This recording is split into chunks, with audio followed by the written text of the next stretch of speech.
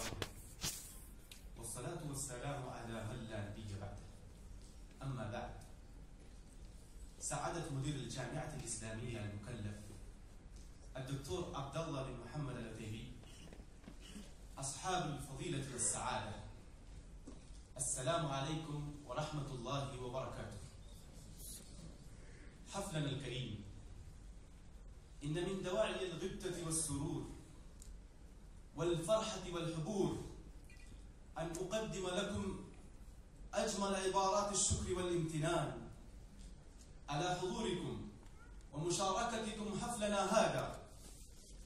يسعدني ويشرفني عصادة عن نفسي ونيابة عن جميع زملائي الكرام المشاركين في البرنامج القيادي والمبادرات الصيفية بأن أرحب بكم أجمل ترحيب. مرحبا بضيوفنا، مرحبا بضيوفنا عدد ما خطته الأقلام من حروف، وبعدد ما أزهر في الأرض الزهور. مرحبا ممزوجة بعطر الورد ورائحة البخور. شكرا للمملكة العربية السعودية أقولها وأنا أدعو الله لها بالتوفيق والسداد على هذه الجامعة الإسلامية العريقة التي لا تغيب عنها الشمس، فهي أغلى وأثمن هدية لأبناء العالم لكي يتعلموا العلم الشرعي من المنهل الصافي وفي طيبة الطيبة. شكرا للجامعة الإسلامية العريقة مديرا وأركانا وعمادات وأساتذة وموظفين، وشكرا للمانحين شركاء النجاح.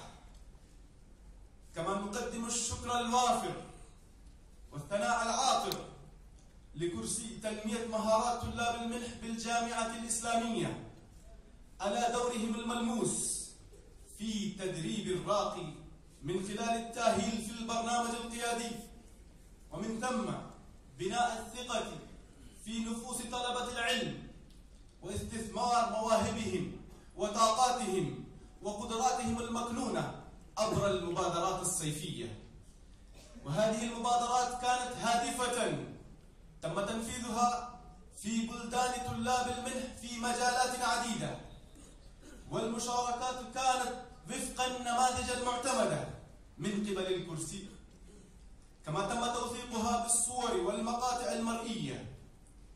وهذه المبادرات تؤهل صاحبها بأن يكون إداريا ناجحا وقائدا مبدعا وداعيا مثاليا متصفا بالخبرات والتجارب الدعوية والعلمية والميدانية على وفق المنهج القويم والوسطية والاعتدال من غير غلو ولا تقصير.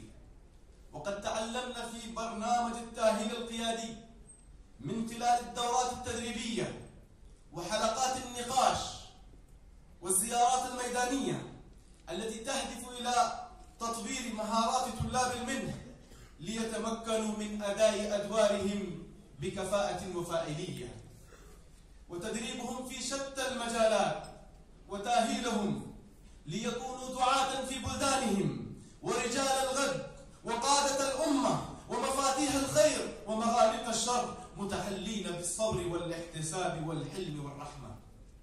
وقد كان البرنامج القيادي برنامجا هادفا مفيدا وممتعا بمعنى الكلمة.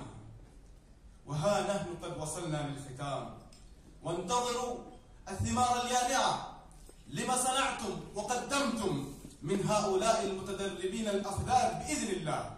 نسأل الله عز وجل أن يوفق الجميع، وأن يجعل ما قدموا ويقدمون في موازين حسناتهم ودوامين صالحاتهم، وأن يجعلنا وإياكم مباركين أينما كنا. وصلى الله تعالى على نبينا محمد وعلى آله وصحبه وسلم. والسلام عليكم ورحمة الله وبركاته.